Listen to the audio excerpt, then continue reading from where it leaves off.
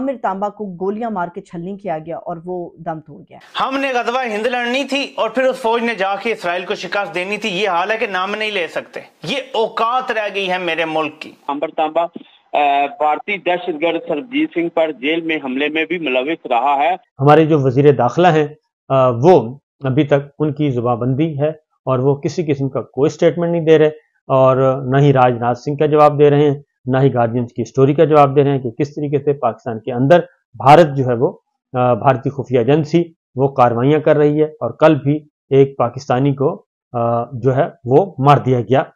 इस्लामपुरा में चंद शूटर्स घुसे, मोटरसाइकिल पर ये शूटर्स मौजूद थे और आमिर तांबा को घर के अंदर गोलियों के साथ छलनी करके ये चले गए। जी हां, रिपोर्टेडली कहा जा रहा है कि हिंदुस्तान ने आमिर सरफराज उर्फ तांबा को घर में घुसकर कत्ल किया है। गैर मुस्तहकम किस्म के मामलात में भारतीय एजेंसी रॉ ने अपना काम सरअंजाम दिया और पाकिस्तान के अंदर मौजूद लोगों का कत्ल कराया। बहुत बड़ा सवाल पैदा होता है पाकिस्तान की इंटेलिजेंस एजेंसीज के।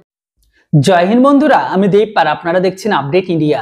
বন্ধুরা, আপনারা সবাই জানেন পাকিস্তানের ভেতরে আবারও একজন ব্যক্তিকে আননোন গানম্যান দ্বারা ঠোকাই করা হয়েছে।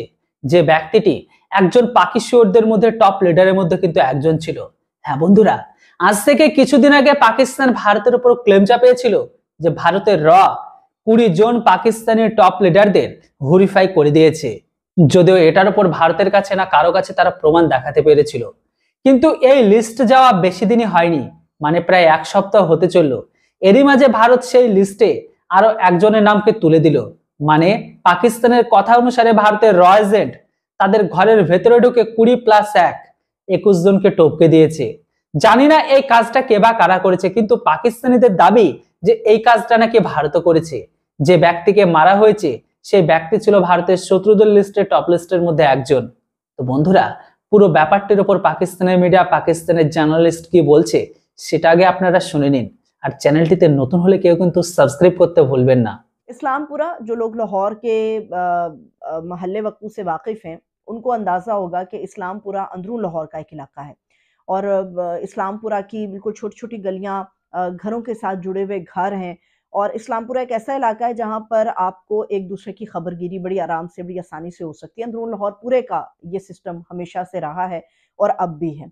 आमिर तांबा कुछ अर्सा पहले कोट लखपत जेल से आज़ाद होकर आया था। आमिर तांबा और उसका एक साथी था मुदस्सिर, जिनके ऊपर ये इल्ज़ाम था कि उन्होंने भारतीय जासूस सरबजीत सिंह को जो है वो जख्मी किया था, जेल में उसके ऊपर हमला किया था और सरबजीत सिंह जो है इस हमले की जद में आने के बाद मारा गया था। ये भारतीय जासूस था और कोट लखपत जेल से कुछ अरसा पहले ये आमिर तांबा रिहा होके वापस अपने घर आया था और आज कुछ देर कबल इस्लामपुरा में चंद शूटर्स घुसे, मोटरसाइकिल पर ये शूटर्स मौजूद थे और आमिर तांबा को घर के अंदर गोलियों के साथ छलनी करके ये चले गए। जी हां, रिपोर्टेडली कहा जा रहा है कि हिंदुस्तान ने आमिर सरफराज उर्फ तांबा को घर में घुसकर कत्ल किया है।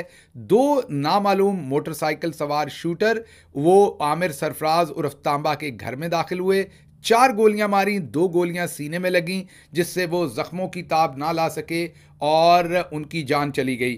अब आप सोच रहे होंगे कि आमिर सरफराज तांबा कौन है और हिंदुस्तान रिपोर्टेडली उसे क्यों मरवाएगा। आमिर सरफराज तांबा असल में मुबैना तौर पर मुलव्वस था सरबजीत सिंह के कत्ल में। सरबजीत सिंह अब कौन था? सरबजीत सिंह एक हिंदुस्तानी जासूस था जो पाकिस्तान में 20 साल से ज़्यादा अरसे से जेल में था और जेल काट रहा था कोट लखपत जेल लाहौर के अंदर। और फिर मुबैना तौर पर इल्ज़ाम लगा कि आमिर सरफराज उर्फ तांबा और उसके एक साथी ने मिलकर सरबजीत सिंह को जेल में तशद्दुद करके कत्ल कर दिया।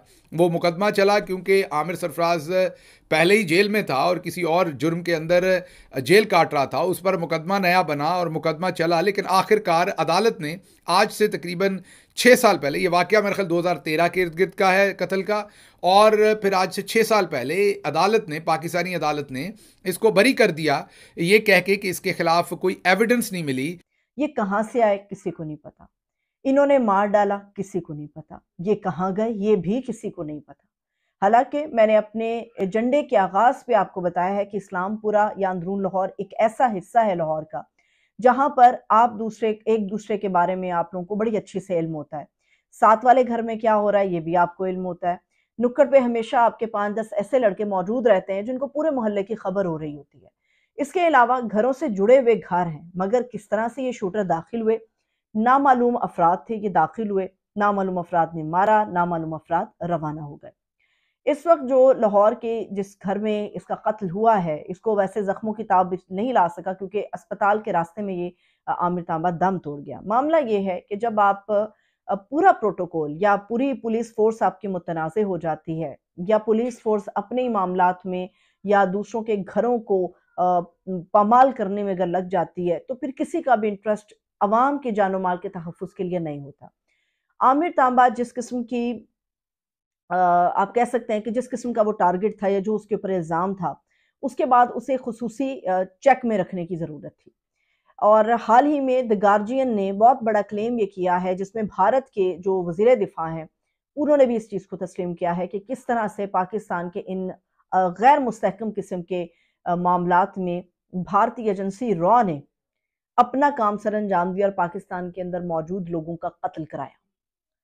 मुमकिना तौर पे ये भी वही एक शक्ल हो सकती है, क्योंकि एक तरफ गार्जियन इस चीज़ को रिपोर्ट कर रहा है, दूसरी तरफ भारत का वज़ीर दिफ़ा इस चीज़ को एतराफ़ कर रहा है। ये पहली दफ़ा हुआ है, वरना हमेशा भारत में इन चीज़ों को डिनाइल में रखा जाता है, इनकार किया जाता है। मगर इस बार भारत ने इस चीज़ का एतराफ़ किया कि हाँ, हमारी रॉ ने आपके अदम इस्तेहकाम को देखते हुए अंदर घुस के आपके इतने लोगों को मार डाला। भारतीय जासूस का कत्ल 2013 में होता है और उस वक्त से अब तक इंतजार किया जाता है। इस वक्त नजर आ रहा है कि तमाम चीजें मुतनाज़ हैं, सिस्टम का ढांचा हिला हुआ है पूरा। हिंदुस्तान तो जाहिर है इसी को कातिल समझता था, सरबजीत सिंह का, और ये बहुत पॉपुलर हुआ था सरबजीत सिंह का ये केस। हिंदुस्तान ने इसके ऊपर एक मशहूर फिल्म भी बनाई थी बॉलीवुड की, सरबजीत सिंह के कत्ल पर उसकी बहन का रोल जो दिया था, वो बहुत ही एक तगड़ी उन्होंने उसकी पिक्चराइजेशन की थी पूरे मामले की।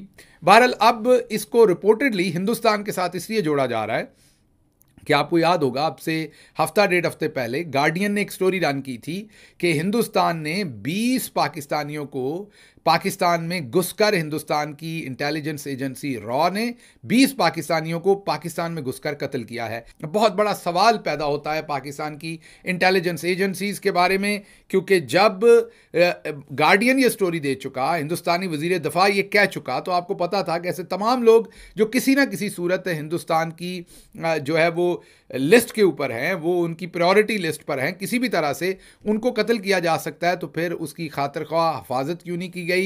तो বন্ধুরা, ভিডিওটা যদি এতক্ষণ পর্যন্ত দেখে থাকেন তাহলে কিন্তু অবশ্যই একটি কমেন্ট আর ভিডিওটাকে লাইক আর চ্যানেলটিতে নতুন হলে কেউ সাবস্ক্রাইব করতে ভুলবেন না। তো বন্ধুরা, এবার আপনারা বলুন, এই ভাগোড়া শোরকে কে বা কারা মেরেছে, বা এর পেছনে কি ভারতের রয়ের হাত থাকতে পারে?